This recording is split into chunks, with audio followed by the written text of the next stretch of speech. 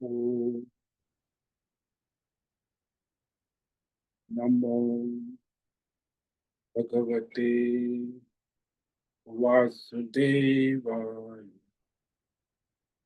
ओम नमो भगवते वासुदेवाय। ओम नमो भगवते वासुदेवाय। ओम नमो भगवते वासुदेवाय। ओम नमो भगवते वासुदेवाय। ओम नमो भगवते वासुदेवाय। ओम नमो भगवते वासुदेवाय। ओम नमो भगवते वासुदेवाय। ओम नमो भगवते वासुदेवाय। ओम श्री परमात्मने नमो नमः। ओम गणपतये नमो नमः। ओम सरस्वत्यै नमो नमः।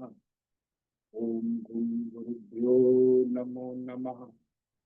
ओम सहनावतु सहनौ भुनक्तु सह वीर्यं करवावहै तेजस्विनावधीतमस्तु मा विद्विषावहै।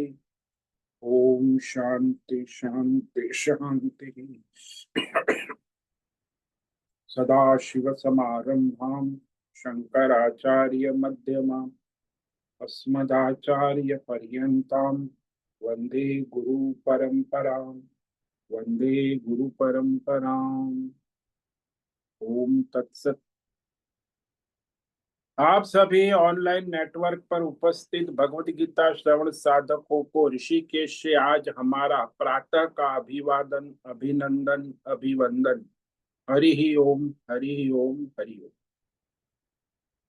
हम सबको आज का यह दिव्य दिन तन मन धन जन देश काल विषय वस्तु परिस्थिति अवस्थाएं व्यष्टि समष्टि अध्यात्म भौतिक दैवी क्षेत्र सभी को अपने अपने पूर्व में, इस जन्म में, पूर्व जन्मों में किए हुए संचित पाप पुण्य धर्म अधर्म मिश्र सकाम निष्काम कर्मों के पके हुए स्वरूप वर्तमान में आज प्रारब्ध अनुसार परमेश्वरीय अचिंत्य योग माया के माध्यम से प्रसाद स्वरूप में प्राप्त हुआ है। अतः आज का यह दिव्य दिन परमार्थ हेतु निष्काम सेवा यज्ञ, देव यज्ञ, ऋषि यज्ञ, पितृ यज्ञ, मानवता यज्ञ, भूत प्राणी यज्ञ, सात्विक दान, शारीरिक वाचिक मानसिक तप, निष्काम कर्म योग, ध्यान योग, भक्ति योग, ज्ञान योग, साधना, स्वाध्याय, वेद शास्त्रों का अध्ययन, अध्यापन, उपासना, आराधना के लिए समर्पित करे और करवाए। अत्यंत दुर्लभ मनुष्य जीवन की प्रत्येक क्षण परमार्थ हेतु सार्थक करे और करवावे। आज विक्रम संवत 2082 आषाढ़ मास कृष्ण पक्ष की द्वादशी तिथि सुबह 7:04 तक है। उसके बाद त्रयोदशी लग जाती है जो कल सुबह 4:29 तक है। उसके बाद चतुर्दशी लग जाती।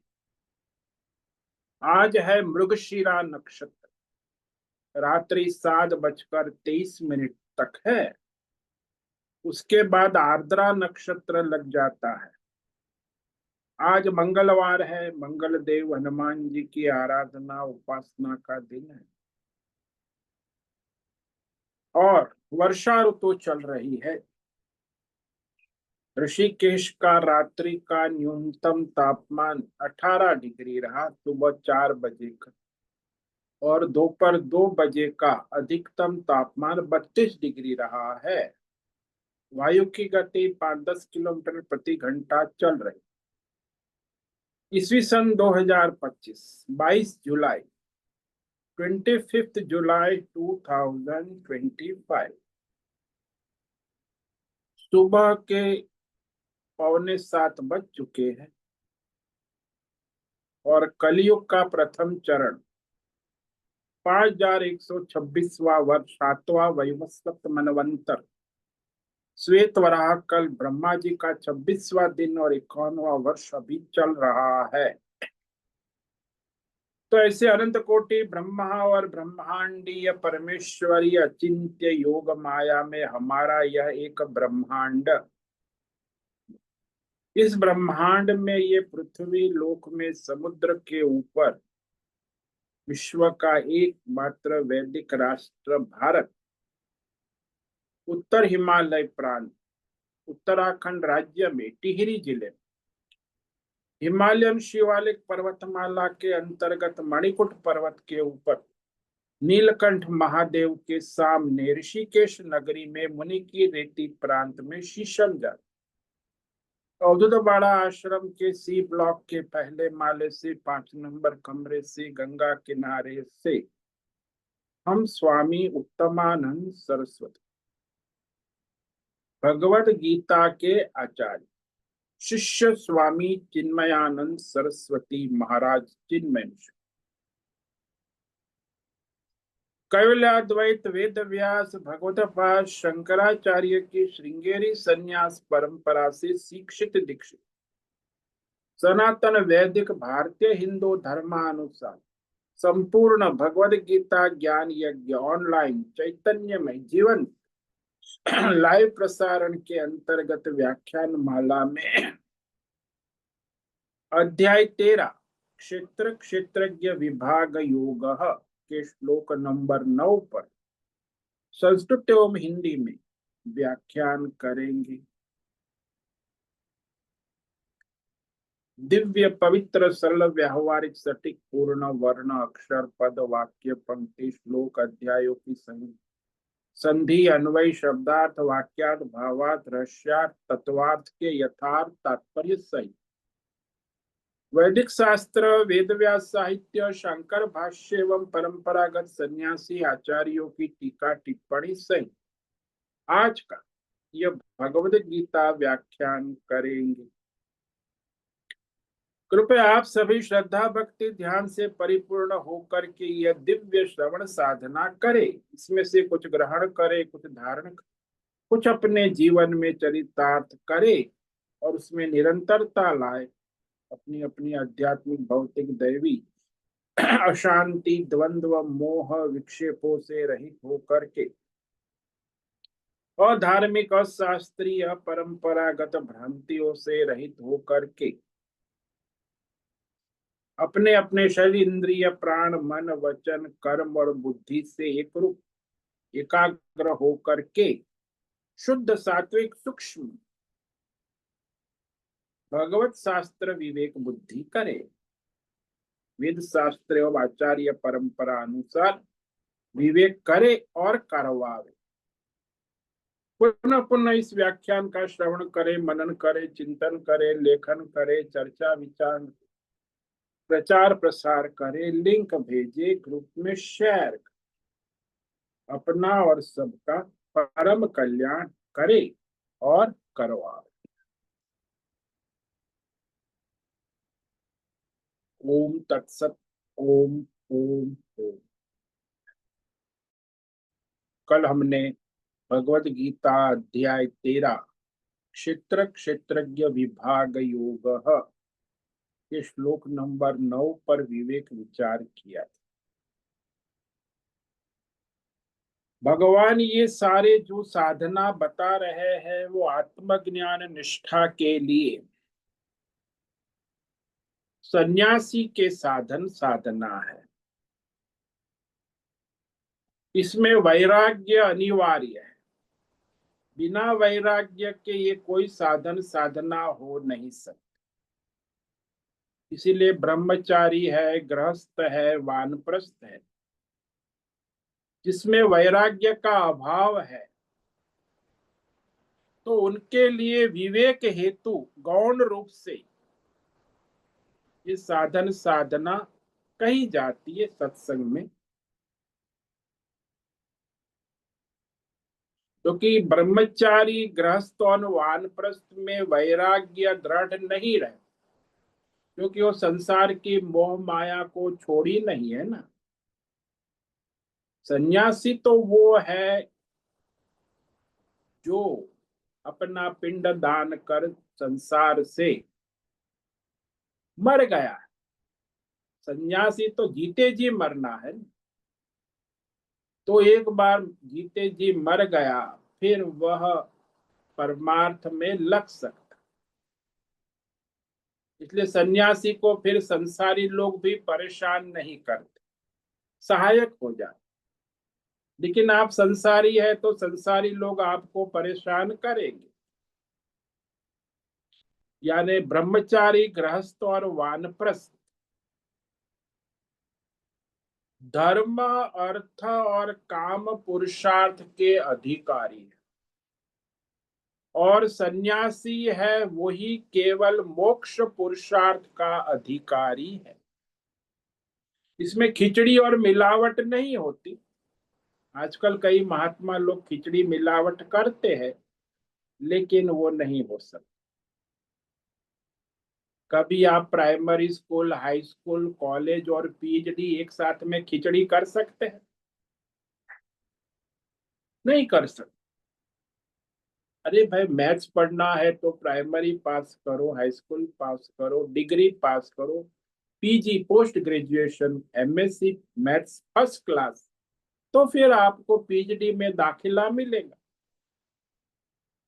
वैसे ही जो धर्म अर्थ काम पुरुषार्थ धर्म के अनुसार, शास्त्र के अनुसार करता है, वो ब्रह्मचारी गृहस्थ वानप्रस्थ परमार्थ का अधिकारी अपने आप हो जाता।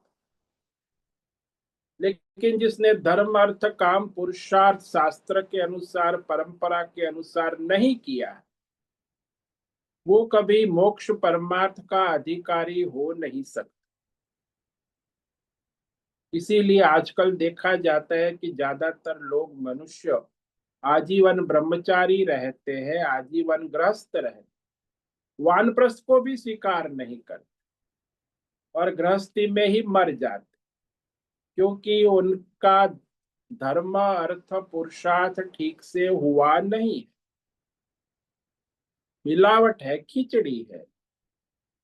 इसलिए सबसे पहला जो है वो है धर्म, स्वधर्म, नित्य कर्म नहीं। लेकिन बात यह है कि आजकल लोग स्वधर्म, नित्य कर्म, नैमित्तिक कर्म शास्त्र को छोड़कर मनमानी काम्य कर्म और निषिद्ध कर्म में लग गए, और उससे फिर उनका तो दुर्गति अभी भी हो गई है, आगे तो फिर दुर्गति है ही है। क्योंकि काम्य कर्म और निषिद्ध कर्म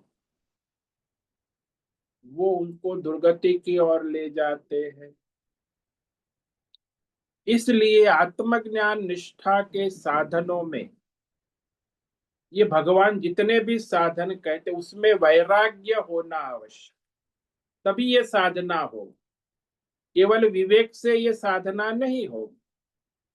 इसीलिए आत्मज्ञान साधनों में विवेक और वैराग्य मुख्य साधन माने गए। उसकी ये सब साधना, ये सारी वो भावना कह रहे, वो भगवान विवेक और वैराग्य दृढ़ करने के लिए कह रहे। अब भगवान ने कहा दो साधन इस श्लोक में। अशक्तिरनभिष्वंग पुत्रदार गृहादिषु नित्यं च समचित्तत्वम् इष्टानिष्टोपपत्तिषु।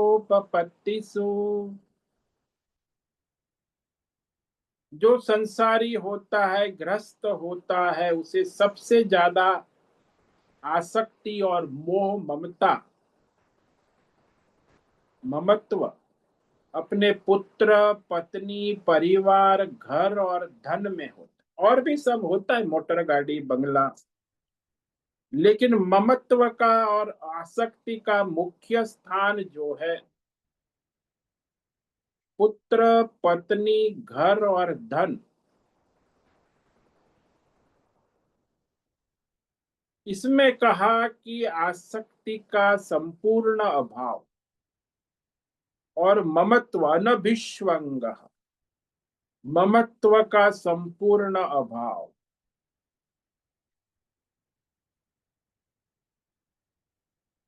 क्योंकि अनभिष्वंग जो है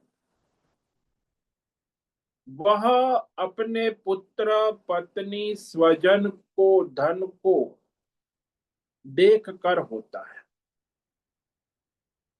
उनके सुख से सुखी होना, उनके दुख से दुखी होना,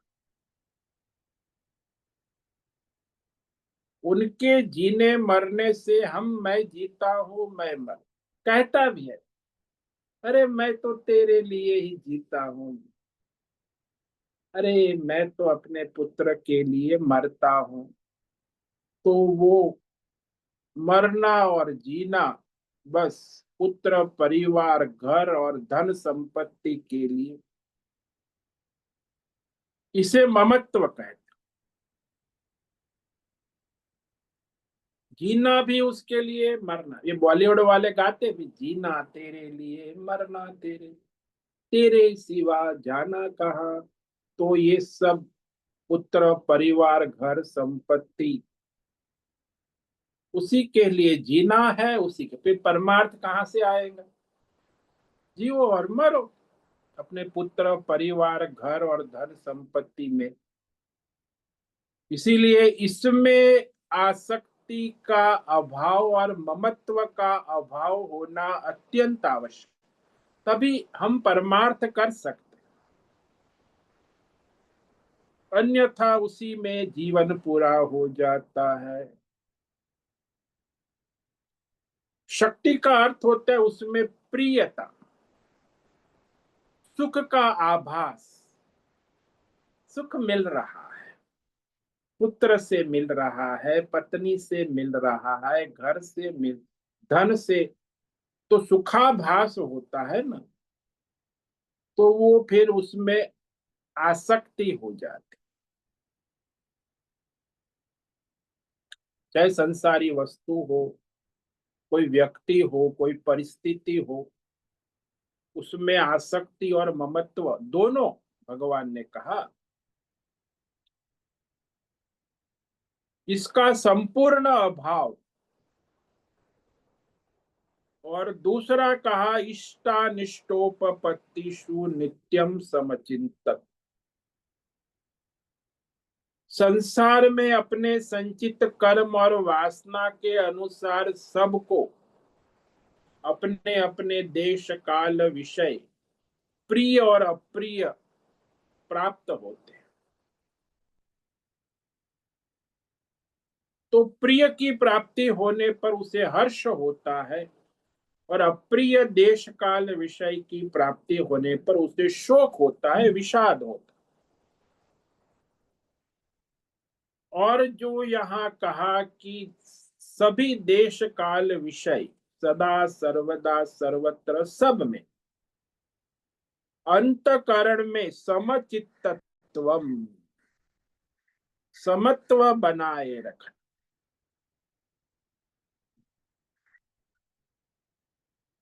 जैसे आकाश होता है ना,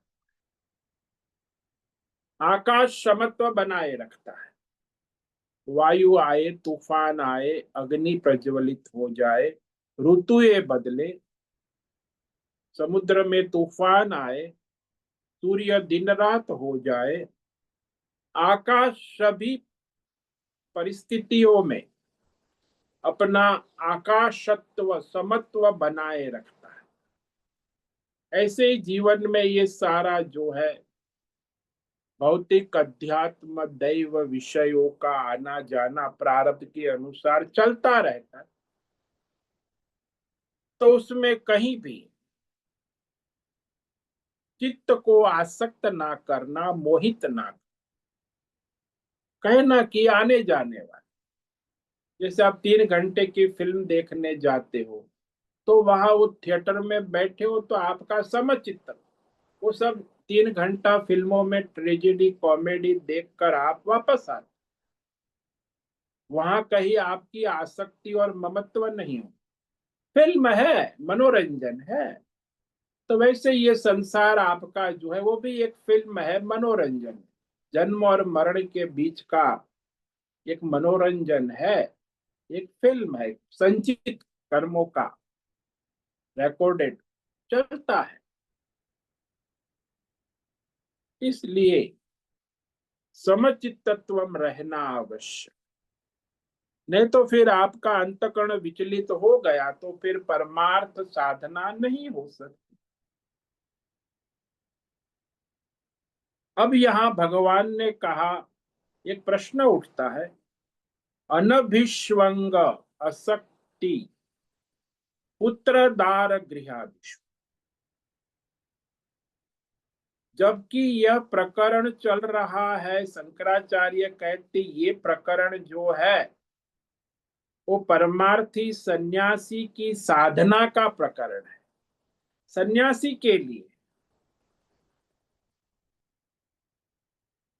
तो सन्यासी को तो पुत्र पत्नी घर धन संपत्ति से कोई संबंध नहीं होता। तो फिर यहाँ भगवान ने पुत्र दार गृहादि ऐसा क्यों कहा? हालांकि उसने सन्यास ले लिया है, पहले मान कि सन्यास लेने के पहले उसने विवाह किया हो और पुत्र पत्नी परिवार हो सकता है, या तो ब्रह्मचारी से सन्यास ले लिया है तो फिर पुत्र परिवार नहीं हो सकता। तो जो गृहस्थी करके आया है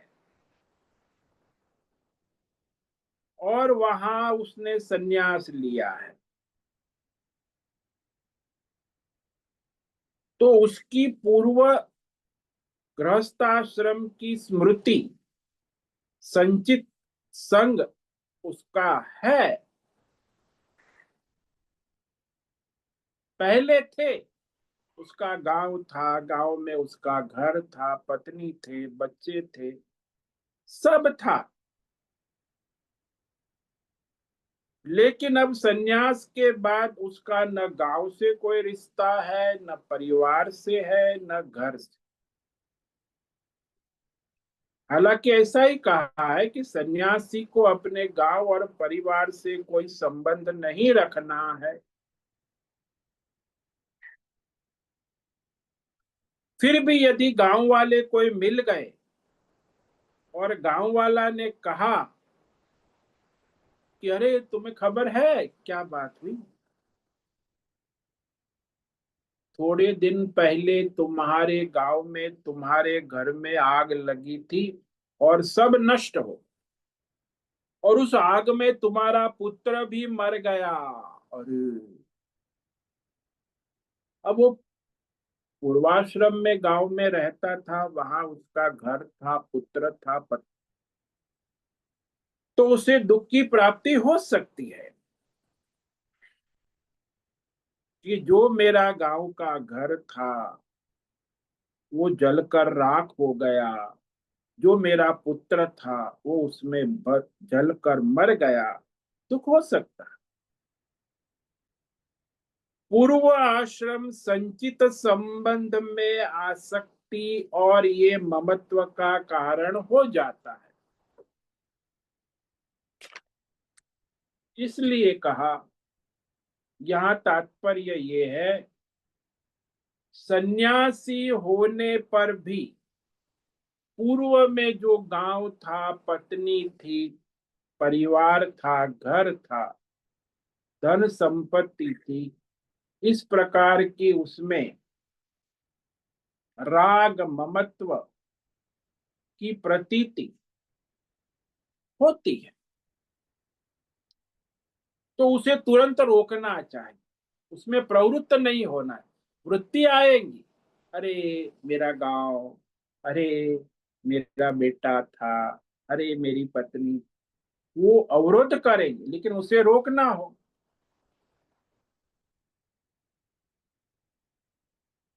इसीलिए वो संचित संस्कार दृढ़ है, उसका निराकरण करके अपने को तैयार रखे, यानी पूर्वाश्रम से हो सके उतना अपने को दूर रखे, कटा हुआ रखे, उसके लिए कोई विचार ना करे।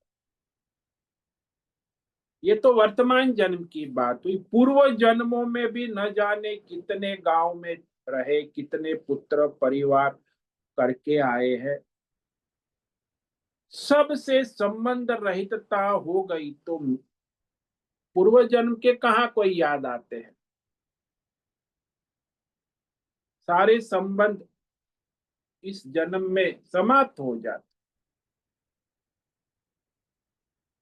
वर्तमान जन्म में जो पुत्र पत्नी घर संपत्ति है, उसके संचित संस्कार वर्तमान जन्म में दृढ़ है।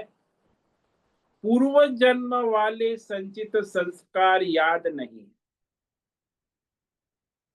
यदि पूर्व जन्म की पत्नी बच्चे धन संपत्ति के संचित संस्कार यदि कार्यकारी स्मरण में वर्तमान में आ गए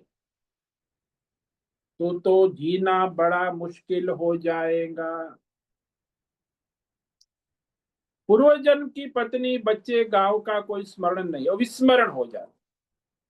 कभी कभी होता है, जैसे एक आगरा के गांव में, ये सच्ची घटना है कि एक छोटा सा बालक था 1-2 साल का। वो पास वाले गांव का नाम लेकर कहता था कि मुझे वहां मेरा घर है, मुझे वहीं ले चलो। क्योंकि वो बच्चा छोटा था, उसका अंतःकरण शुद्ध होता है, तो उसे पूर्व जन्म के संचित कर्मों का स्मरण होता है। छोटा है 1-2 साल। 1 साल तक तो सबने ऐसे ही सुना कि ये ऐसे ही बोल रहा है। 3 साल का हो गया कि ये मेरा घर नहीं है, मेरा घर तो पास वाले गांव में है, वहां सब मेरा घर है, मेरा परिवार है, वहीं मुझे ले चलो। तो परिवार वाले ने सोचा कि अरे ये कह रहा है 1 साल से, चलो जरा चेक कर ले। पास वाले गांव में गए तो उसने पहचान लिया, हाँ यही मेरा गांव। और दूर से उसने रास्ता भी दिखा दिया, सबको उस घर में ले भी गया। और फिर कहा यही मेरा घर है, मैं यहीं रहता था। घर के अंदर गया तो उसके कमरे में गया तो अरे यहाँ तो मेरी घड़ी थी, मेरा टेबल था, ये सब कहाँ चला। अरे जब आदमी मर जाता है तो रिश्तेदार सब इधर उधर कर देते हैं। आपका सामान कोई कुछ बचने वाला नहीं। उसका भी ऐसा ही हुआ। कमरे में उसने याद किया कि यहाँ घड़ी थी, टेबल था, कुर्सी थी, सब कहाँ चला गया। ले गए जो रिश्तेदार है, वो यहाँ नहीं है, ये भी उसने बताया। उतने में वहां 35 साल की एक विधवा स्त्री आई। उस बालक ने कहा अरे अरे, मैं तेरा पति यहाँ हूं, तूने घूंघट नहीं निकाला है, कैसे निर्लज्ज हो गई है तू। तो सबको बड़ा आश्चर्य हुआ। ये 4 साल का बच्चा कहता है तू मेरी पत्नी है, और उस घर में सबको पहचाना, ये मेरी बहन है, ये मेरी माँ है, ये उसका नाम भी बताया, ये मेरे पिता है। करीब करीब सारे स्वजनों को उसने नाम सहित पहचाना। सब चीजें कौन कहाँ कैसे थी वो भी बताया। ये बदल गया, ये यहाँ नहीं था, ये यहाँ कैसे हो गया। जब सब उसने जो का तो बतलाया तो सबको उसकी बात जच गई कि अरे बच्चा तो एकदम सही कह, क्योंकि उसने देखा ही नहीं है, फिर कैसे बिना देखे कह रहा है। यानी पूर्व जन्म की उसे स्मृति हो गई। होती है, बचपन में होती। जैसे आपको स्वप्न की स्मृति होती है, कब तक होती है, जब उठ के आप लिख लो 2-5, फिर वो विस्मृति हो जाए। ऐसा ही है, सुबह अंतःकरण शुद्ध शांत होता है तो स्वप्न की स्मृति थोड़ी देर के लिए। ऐसे ही वो बालक का अंतःकरण सात्विक है, शुद्ध है, तो उसे पूर्व जन्म की स्मृति हो गई। अब उसने कहा मैं यहीं रहूंगा, तो परिवार वाले के ठीक है रहने दो। अब परिवार में इतने लोग हैं, एक जन बालक है 4 साल का, रहेगा।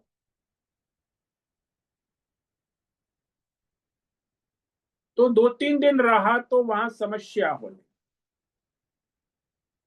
3 दिन रहा। उसके बाद उस परिवार वालों ने कहा कि अरे, ये आपका जो 4 साल का बच्चा है, अब इसको यहां से ले जाए। क्यों? क्योंकि परिवार के व्यवहार में बड़ी समस्या होती। कहाँ 4 साल का बच्चा अपने को पति कहता है, और वो 35 साल की विधवा स्त्री उसको अपनी पत्नी कहता है। तो ये तो व्यवहार में बड़ी समस्या है। कोई मानेगा भी नहीं कि 4 साल का बच्चा और उसकी पत्नी विधवा 35 साल की है।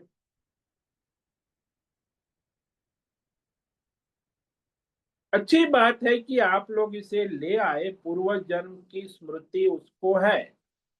हाँ, वो पूर्व जन्म में हमारा भाई था, लेकिन आज तो इससे हमारी समस्या हो रही है। इसलिए इसको अब हमारे परिवार में, घर में रखना व्यावहारिक नहीं है। आप उसे अपने घर ले जाइए। फिर वो 4 साल के बच्चे को बहला फुसला कर उसके परिवार वाले उसे अपने घर ले गए।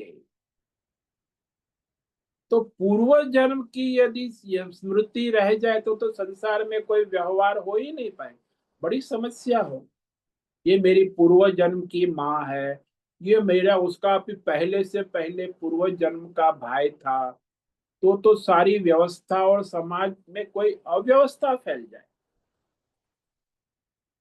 इस विषय में, पूर्व जन्म के विषय में पुराणों में बड़ी बड़ी कथाएं आती, बड़ी रोचक कथाएं आती। एक बार एक विष्णु पुराण में एक कथा आती है कि एक बार नारद जी जो है, उनके मामा हिमालय पर्वत के साथ घूमने निकले। बाजार लगती है ना, तो बाजार में घूमने निकले। तो घूमते घूमते बाजार में जा रहे थे, तो एक किराना की दुकान थी, और किराना की दुकान में एक बकरा जो था ना, उसमें बोरी में मुंह डाल के गेहूं खा रहा। तो दुकान का मालिक उसे डंडे से पीटने लगा, भाग जाता फिर आता था। तो वो बकरा जो है बार बार आता था, और दुकान वाला उसे डंडे से पीटता था, भगाता था। ये देखकर नारद जी को बड़ी हंसी आ गई। हा हा हा, देखो हमारे प्रभु की माया कितनी अद्भुत है। तो उसके मामा ही पहले लोग, मामा जी आप ऐसे, भतीजा, कि ये नारद जी आप कह रहे हैं ये सब हंसी की क्या बात है? वो तो बकरे को मारेगा डंडे से, दुकानदार है। बोले ये बात नहीं है, बात ये है कि पूर्व जन्म में ये बकरा ही इस दुकान का मालिक था। ये जो उसका लड़का दुकान, उसका वो बाप है पूर्व जन्म। और वह पूर्व जन्म का बाप, और ये दुकान जो है उसने ही बनाई थी। ये बेटे के तो रेडीमेड माल दुकान मिली है। तो पूर्व जन्म में उसने बड़ी मेहनत करके इस दुकान को बनाया था। अब बेटा तो सीधा रेडीमेड दुकान में बैठ गया। अब ये मर गया तो उसका संचित कर्मों के अनुसार वर्तमान जन्म में बकरा बना हुआ है। क्योंकि संचित कर्मों का फल तो निराला है, उसका पता तो भगवान ही जानते हैं। और संचित कर्मों के कारण पूर्व जन्म के संस्कार होने के कारण उसे अपनी दुकान और वो पुत्र से आसक्ति और ममत्व है, पूर्व जन्म के। तो जोर लगा रहे थे इसलिए बार बार वो वहां दुकान में आता था, मुंह मारता था गेहूं की बोरी में, चावल की बोरी में। तो जट से वो जैसे ही मुंह मारता, वो उसका बेटा उसे डंडे मारता था। अब उसे पता नहीं, उसके पूर्व के संचित संस्कार, ये उसका पूर्व जन्म में पिता ही था। तो इस रहस्य को, पूर्व जन्म के रहस्यों को न जानने के कारण पुत्र तो जोर से बार बार बकरे को डंडे से पीटता। तो देखो ये क्या कहा, कर्मों का फल का विचित्र खेल देखकर नारद जी को हंसी आ गई कि संचित कर्म का फल भी निराला है, वर्तमान में उस पूर्व जन्म के संचित संस्कार भी प्रवृत्त होते हैं, वो भी बहुत डंडे खिलाते हैं। तो आज इसको इस जन्म में एक मुट्ठी गेहूं लेने में भी उसे डंडा पड़ रहा है। तो संसार के व्यवहार में संचित कर्मों का जो आश्चर्य है वो समझ में नहीं आता। नारद जी थे, वो तो त्रिकालदर्शी थे, इसीलिए उन्हें समझ में आ गया कि ये सारा संचित कर्मों का खेल है। इसीलिए मनुष्य वर्तमान में जो संचित कर्म से आए हुए ईश्वर के द्वारा निर्धारित अपने प्रारब्ध कर्म को शास्त्र और परंपरा के अनुसार करे, कि वो संचित ही प्रारब्ध बन के आता है, तो उसका स्वीकार करे और शास्त्र धर्म के अनुसार उसका आविष्कार करे। अब उसमें यदि आप अपने संचित कर्म और प्रारब्ध में अपनी कामना वासना लेके आओगे, तो आपके संचित कर्म से आया हुआ प्रारब्ध दूषित हो जाता। वही होता है आजकल, 99% लोग अपने प्रारब्ध के अनुसार अपना स्वधर्म करते ही नहीं, अपनी कामना और अपने निषिद्ध कर्म में दिन रात लगे रहते भोगों में। तो जो संचित है उससे आया हुआ प्रारब्ध है, उस प्रारब्ध अनुसार अपने नित्य कर्म, नैमित्तिक कर्म और अपना स्वधर्म करना, ये मनुष्य का कर्तव्य। काम्य कर्म और निषिद्ध कर्म की मनाही की है, किसी प्रकार की कामना न करें। जो है, आप जैसे बालक है, 1 साल का 2 साल का है, वो किसी प्रकार की कामना नहीं कर। माता जैसे रखती है, कपड़ा पहनाती है, नहलाती है, खिलाती, बीमार पड़ा तो डॉक्टर के पास ले, वो रहता है प्रारब्ध के अनुसार रहता है। अभी उसको काम्य कर्म और निषिद्ध कर्म का प्रवृत्त नहीं हुए। लेकिन वही बालक जब 13-14 टीन एज में आ जाता है, 16 साल का हो जाता है, तो माता और पिता की बात नहीं सुनता, वो तो अपने काम्य और निषिद्ध कर्म में लग जाता। यानी अपना स्वधर्म जो है उसे नहीं करता, नित्य कर्म भी ठीक से नहीं करता, नहीं, केवल काम्य कर्म और निषिद्ध कर्म में, इसलिए वो परेशान रहता। पर माता पिता भी परेशान रहते हैं, क्योंकि ये हमारे कहने में नहीं रहा है, क्योंकि उसकी अपनी कामना और अपनी वासना पूरी करने के लिए वो निषिद्ध कर्म भी करता है, यानी अपना स्वधर्म छोड़ देता है। ऐसे ही मनुष्य का होता है। ईश्वर ने जन्म दिया है, जो ब्राह्मण क्षत्रिय वैश्य स्वधर्म है, नित्य कर्म है, नैमित्तिक, कोई धर्म के अनुसार, शास्त्र के अनुसार करना है। लेकिन वो उसे छोड़कर काम्य कर्मों में लग जाता, और कामनाएं पूरी नहीं होती है तो निषिद्ध कर्मों में लग जाता, यानी पूरी दुर्गति की ओर जाना है। यही हो रहा है आजकल दुनिया में। सब 90% लोग जो है अपना स्वधर्म जानते भी नहीं है, करते भी नहीं है, और अपने नित्य कर्म है वो भी नहीं जानते, नहीं करते शास्त्र। इसलिए सारे शारीरिक और मानसिक रूप से रिपोर्ट के अनुसार आज दुनिया में 60% युवा शारीरिक और मानसिक रूप से बीमार है, अस्वस्थ है, रुग्ण है। क्यों? नित्य कर्म नहीं करना है, निमित्त कर्म कर, स्वधर्म नहीं करना, केवल काम्य कर्म, और कामना पूरी ना हो तो निषिद्ध कर्म करना है। तो ऐसे इन युवाओं की ये दुर्गति निश्चित है। तो संसार में इसी तरह 2/3 लोग अपनी दुर्गति में ही है, और उनको पता भी नहीं इस दुर्गति का कारण उसकी कामना वासना है, और उसके लिए वो कुछ भी करते हैं, निषिद्ध कर्म करते हैं, और उसमें फंसते तो और भी समस्या हो जाती है, वो जेल में चले जाते हैं, और इस तरह उनका जीवन धूमिल हो जाता है, यानी बर्बाद हो जाता है। वही हो रहा है। इसीलिए मनुष्य को तो बस इतना ही है कि ईश्वर ने जन्म दिया है, जो संचित में से प्रारब्ध के अनुसार जो ईश्वर वर्तमान देश काल परिस्थिति में अपने जो नित्य कर्म है, नैमित्तिक कर्म है, स्वधर्म कर्तव्य है, वो शास्त्र के अनुसार ईश्वर की सेवा रूप में समर्पित भाव से करे। लेकिन जब कामना आ जाती है तो काम्य कर्म, फिर वो तो रास्ता ही अपना दुर्गति का शुरू हो जाता। तो इस तरह परमार्थ करना आवश्यक है, और विवेक करे कि पूर्व जन्मों में कितने पुत्र परिवार गांव से हम आए हैं, ये सब कहाँ चले गए।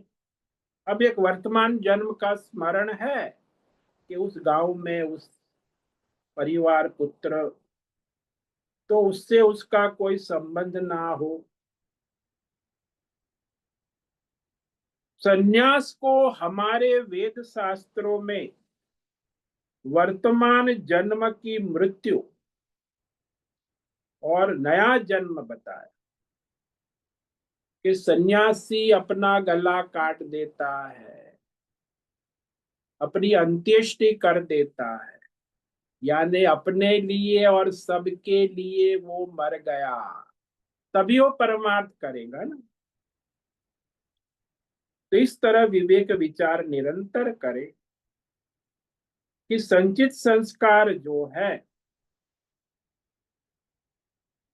वह जब कार्यकारी होते हैं तो वहां विवेक करे, प्रारब्ध के अनुसार होंगे तो उसमें आसक्ति और ममत्व ना रखे। परमार्थी जो है उसे संसार में कहीं भी आसक्ति और ममत्व न रखना, ये महत्व, तभी वो वास्तविक परमार्थ आत्मचिंतन कर सकता है, उसमें स्थिति बना सकता। नहीं तो फिर संसार चिंतन ही करेगा, और वहां जहां आसक्ति होती है उसी का चिंतन होता है।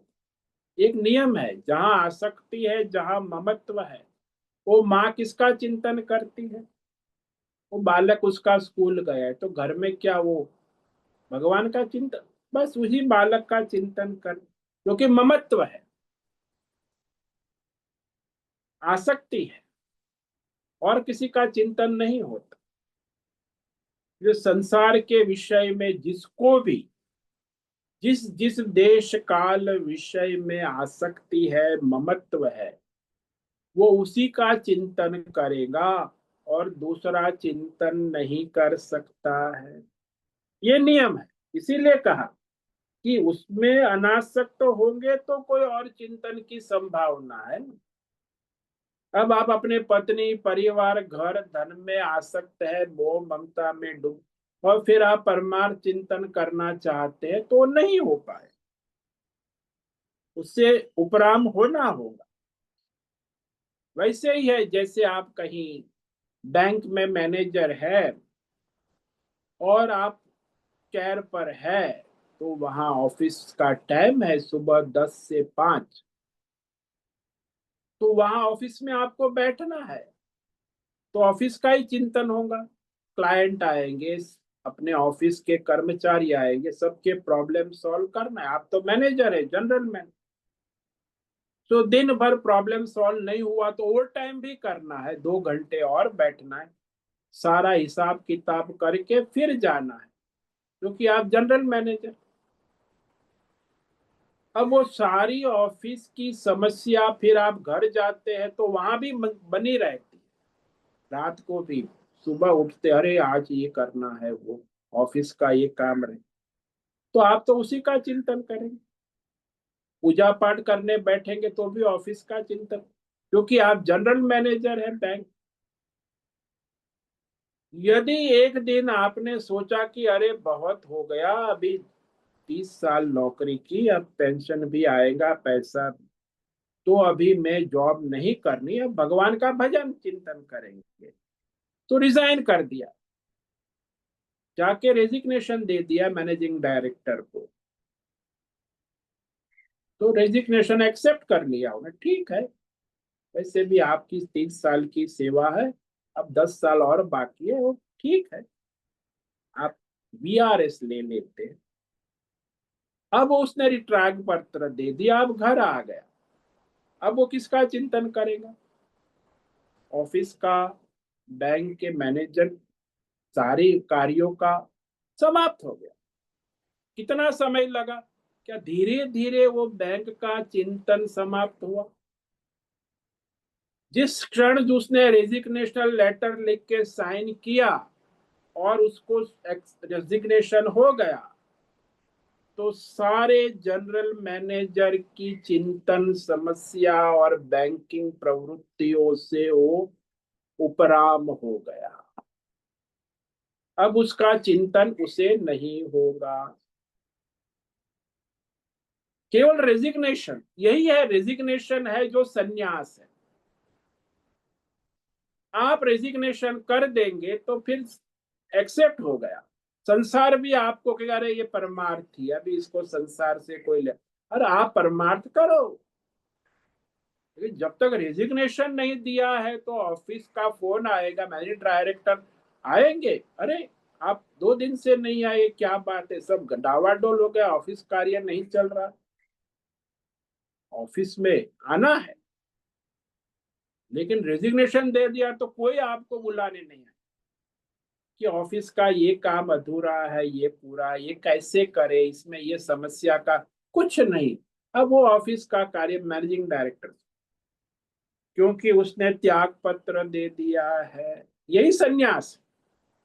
अब सन्यास ऐसा मत समझो कि धीरे धीरे हम ऑफिस का काम निपटाएंगे, फिर धीरे धीरे मैं मैनेजर पद को छोड़ूंगा, फिर मैं ऑफिस के सारे कार्यों से मुक्त हूं, ऐसे कोई धीरे धीरे नहीं। लिख दिया रेजिग्नेशन, साइन कर दी, बस आपकी सारी ऑफिस की समस्या का समाधान, इसी को सन्यास कहते हैं। और उसी तरह वो फिर परमार्थ में लग जाते हैं। फिर घर परिवार वाले, गांव वाले भी आपको परेशान करने नहीं आए, कहेंगे वो सन्यासी है, भजन कर रहा है, अब हमारा क्या, उससे रिश्ता कुछ है ही नहीं, वो भजन करे, उसमें सहायक होंगे गांव वाले भी, परिवार वाले। तो इस तरह सन्यासी परमार्थी हो जाता है, फिर संसार से उसका रेजिग्नेशन हो जाता, तब ये सारी साधना वो कर सकता है, ये 20 साधन जो बताए ना। और अब आगे भगवान कहते हैं कि यदि आसक्ति और ममता हटा लिया तो फिर उस आसक्ति और ममता को लगाए कहाँ? संसार से तो हटा लिया, तो वही अब आगे कहाँ लगाए? ये आगे के श्लोक में कहते हैं कि परमात्मा में, परमार्थ में लगाए, मयि चानन्य योगेन भक्तिरव्यभिचारिणी विविक्त देश सेवित्वम अरतिर्जन संसदि। अब आपने तो संसार से रेजिग्नेशन दे दिया, आसक्ति ममता को छोड़ दिया, तो अब ममता आसक्ति कहाँ लगाए? बोले वासुदेव से अन्य कुछ नहीं है, परमात्मा वही मेरी परम गति है। ऐसा दृढ़ निश्चय, निश्चयात्मक बुद्धि से एक निष्ठ होकर केवल परमात्मा का सच्चिंतन करे, सर्वांतर्यामी परमात्मा को भजे। कहाँ भजे? पवित्र शुद्ध एकांत स्थान में रहे, जहां संसारी लोगों का संग ना हो। और अति जन संसार, तो संसारी लोग आएंगे तो संसार की गोष्ठी होगी, चर्चा होगी, और फिर वो आपको परेशान करेंगे। इसीलिए शुद्ध पवित्र एकांत स्थान में, जहां कोई सांसारिक लोग नहीं है, परमार्थी है, ऐसे पवित्र स्थान में रहकर अपना परमार्थ करे। भाई आपने सब परमार्थ के लिए छोड़ा है, तो फिर वही आप फिर बेंगलोर में अपना फ्लैट है तो उसी फ्लैट में रहकर आप परमार्थ नहीं कर सकते। आपको वो छोड़ना होगा। कहीं ऋषिकेश, हरिद्वार, हिमालय में, कहीं आश्रम में, एकांत स्थान में अपना परमार्थ भजन करना हो। तो वह पवित्र स्थान में सांसारिक सारे लोगों से और सांसारिक जहां जन संसद यानी जहां सांसारिक लोग रहते हैं उससे दूर रहना, क्योंकि वो संसारी करेंगे, आपको परमार्थ में तो सहायक होंगे नहीं, बाधा उत्पन्न करेंगे। इसलिए ऐसे शहरों से, संसारियों से दूर रहकर एकांत में पवित्र स्थान में अपनी परमार्थ साधना करे। इस पर हम कल विवेक विचार करेंगे। तो आज जो ये आसक्ति और ममता है उसे छोड़ने की भगवान ने बात कही, और प्रिय अप्रिय विषय में समत्व बुद्धि रखें, तब परमार्थ होता है। अशक्तिरनभिष्वङ्गः पुत्रदार गृहादिषु नित्यं च समचित्तत्वम् इष्टानिष्टोपपत्तिषु। पुत्र, पत्नी, घर और धन आदि, जो आदि आदि सब ले लो, जिसमें आसक्ति का पूर्ण अभाव, यानी किसी से चिपकना नहीं, और ममत्व अनभिष्वंग, ममता से रहित तो होना। किसी में ममता, यह मेरा है ऐसी बुद्धि ना हो। ये अपना है, आज की भाई ये अपना है, मेरा नहीं कहते लोग, कहिए अपना है, ये अपना घर है, ये अपना आदमी है, ये अपना गांव है। अरे भाई अपना, मैं नहीं तो अपना, यही ममता है। अरे भगवान का है तो अपनी मालिकी को हटा देना, और प्रिय अप्रिय विषय प्रारब्ध के अनुसार प्राप्त होते ही रहेंगे। तो सदा सर्वत्र सब विषयों में समचित्तत्वम, समत्व बनाए रखे। जैसे आकाश, चाहे वायु में तूफान आए, चाहे अग्नि भड़के, चाहे बाढ़ आ जाए, चाहे पृथ्वी में भूकंप आ जाए, आकाश में समचित्तत्वम रहता है, उसे कोई विकृत नहीं हो। तो आकाश की तरह समचित्तत्वम, ऋतुएं बदलती है लेकिन आकाश सम रहता है। ऐसे परमार्थी को हर परिस्थिति में, अनुकूल प्रतिकूल, प्रिय अप्रिय में समत्व बनाए रखना, तब वो परमार्थ कर सकता है। ओम नमो नारायणाय। ओम नमो नारायणाय। ओम नमो नारायणाय। ओम नमो नारायणाय। ओम नमो नारायणाय। कायेन वाचा मनसेन्द्रियैर्वा बुद्ध्यात्मना वा प्रकृते स्वभावम् करोमि यद्य सकलं परस्मै नारायणायेति समर्पयामि। ओम सर्वे भवन्तु सुखिनः, सर्वे सन्तु निरामया, सर्वे भद्राणि पश्यन्तु, मा कश्चित् दुःखमाप्नुयात्। अस्तु मा सद्गमय, तमसो मा ज्योतिर्गमय, मृत्योर्मा मृतंगमय। ओम पूर्णमद पूर्णमिदं पूर्णात् पूर्णमुदच्यते पूर्णस्य पूर्णमादाय पूर्णमेवावशिष्यते। ओम शांति शांति शांति। शंकरं शंकराचार्यं केशवं बादरायणं सूत्र भाष्य कृतौ वंदे भगवन्तौ पुनः पुनः। ईश्वरो गुरुरात्मेति मूर्ति भेद विभागे व्योमवद् देहाय दक्षिणामूर्तये नमो नमः। ओम गुं गुरुभ्यो नमो नमः। ओम तत्सत् ब्रह्मार्पणमस्तु। ओम ओम ओम।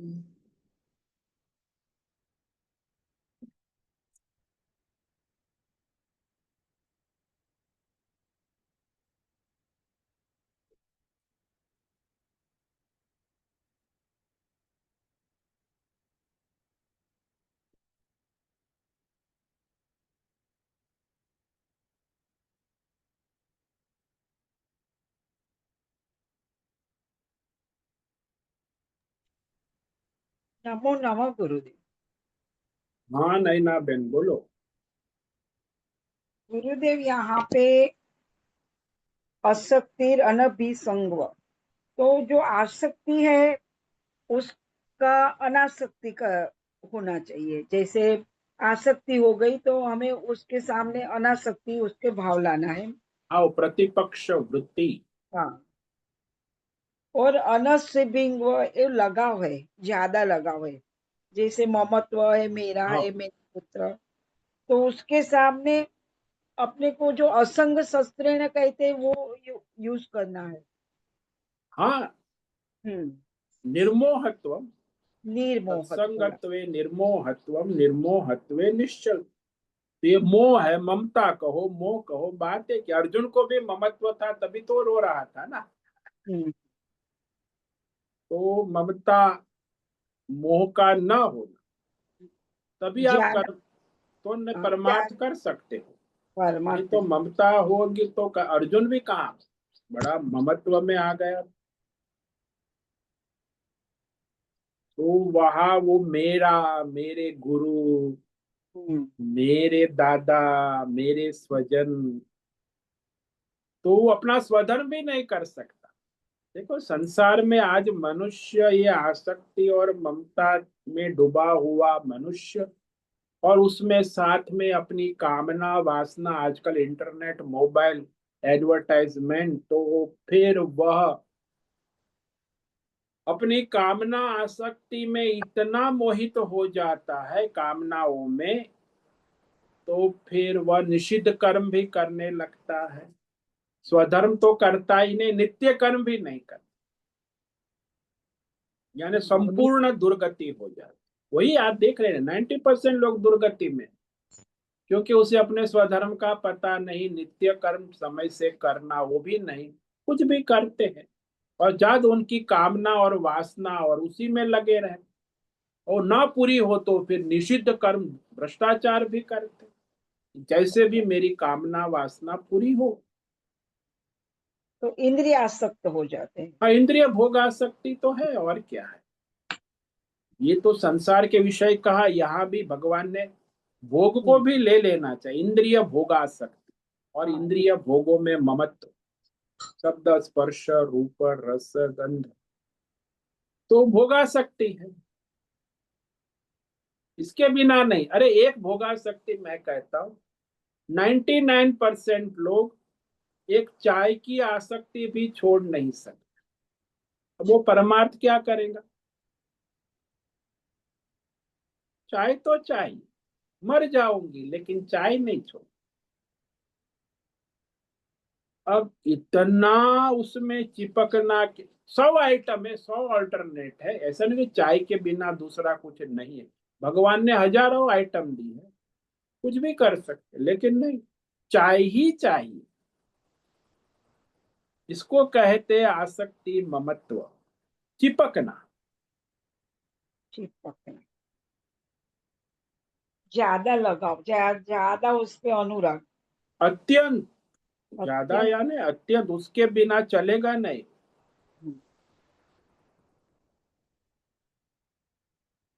और और एक निष्ठा और अनिष्ट, इष्ट और अनिष्ट दोष अपना इष्ट अच्छे। यानी जो प्रिय विषय है, आपको संचित संस्कार है, तो वो विषय आपको प्रिय होता है।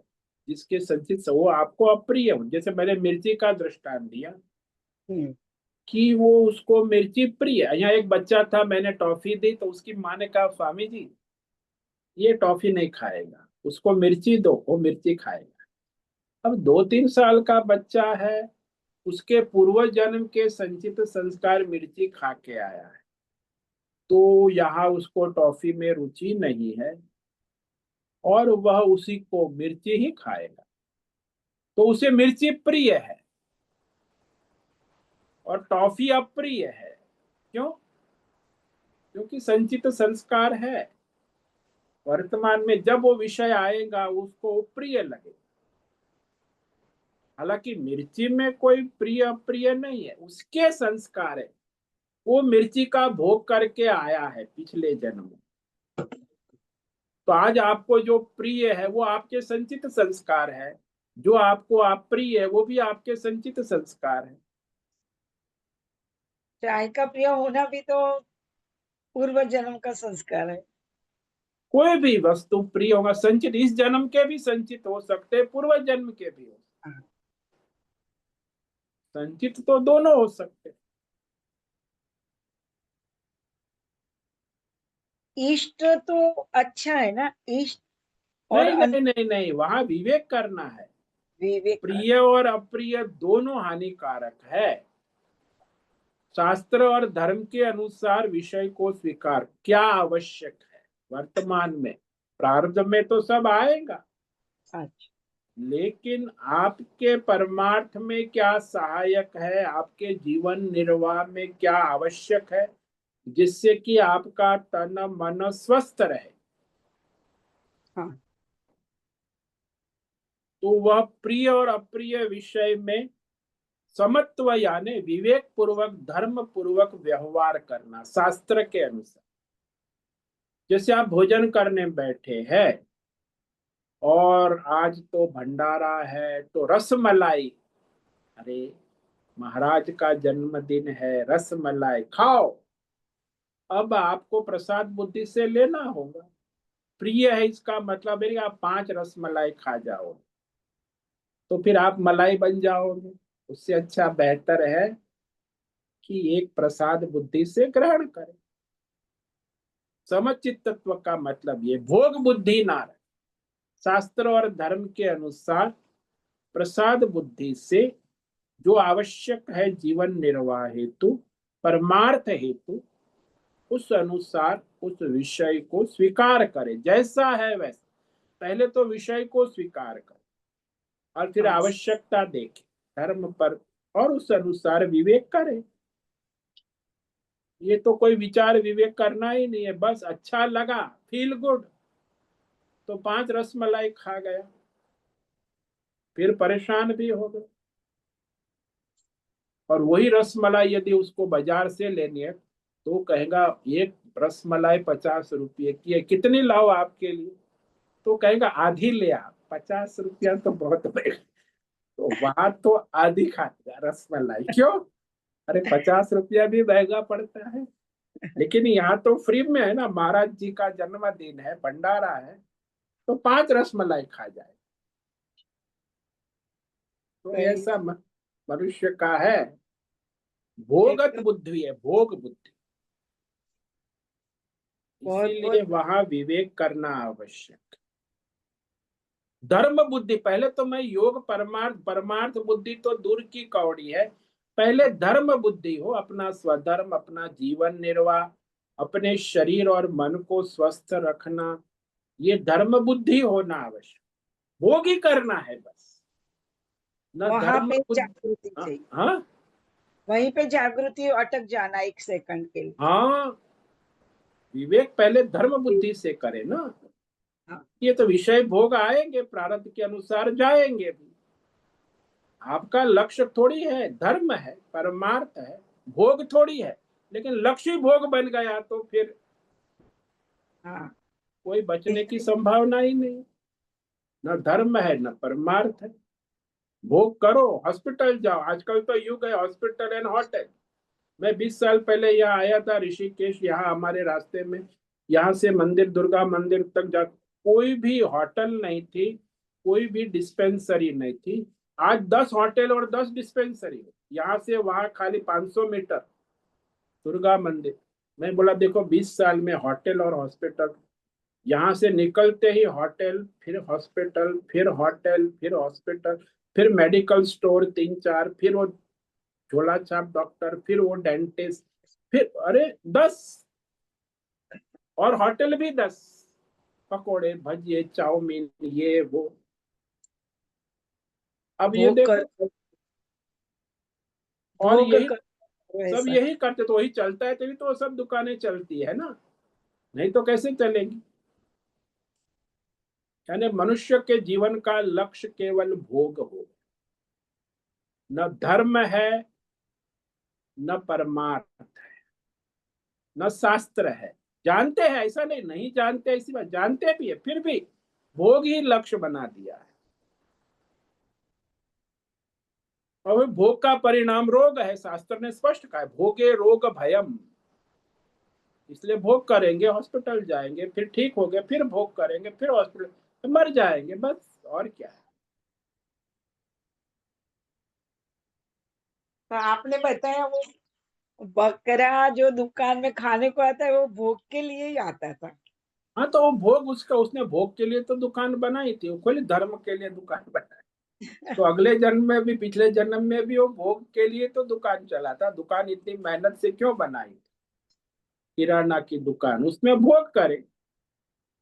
और फिर अभी वो संस्कार भोग के तो है, तो फिर जाएगा अपनी दुकान में भोग करने, और उसका पुत्र डंडे मारेगा, फिर जाए। कर्म फलों का विचित्र खेल, संचित कर्म और प्रारब्ध कर्म का विवेक बहुत करना आवश्यक।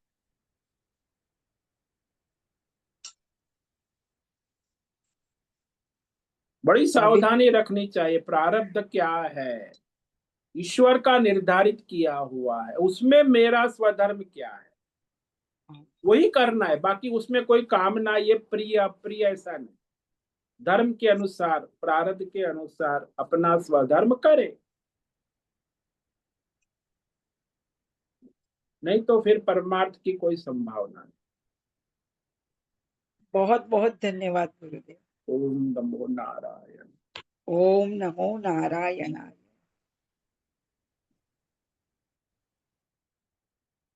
ठीक है, आज उपस्थित है प्रकाश आनंद दौसा, होस्ट है भद्रेश पड़िया, को होस्ट है नैना पुरोहित, राय बहादुर कपूर, अजय रत्न पारखी, अनुराधा जेठे, आशा कोटक, दिनेश पटेल, जीवी कुमार, इला जोशी, जयंती पांडा, करुणा कोहली, माधवी आचार्य, मैत्री पटेल, मीनाक्षी काले, निकिता पटेल, पंकज भट्ट, प्रभाकर अक्कल, पृथ्वीराज मालव, राम सेवक यादव, रीमा पटेल, रेशा रथ, संजीवनी, श्रीरंग रानडे, शालिनी, सुचिता पाटिल, सुदर्शन दुबे, सुनील ठाकुर, तुषार चौधरी, उषा मेनन और विशाल बेड़े।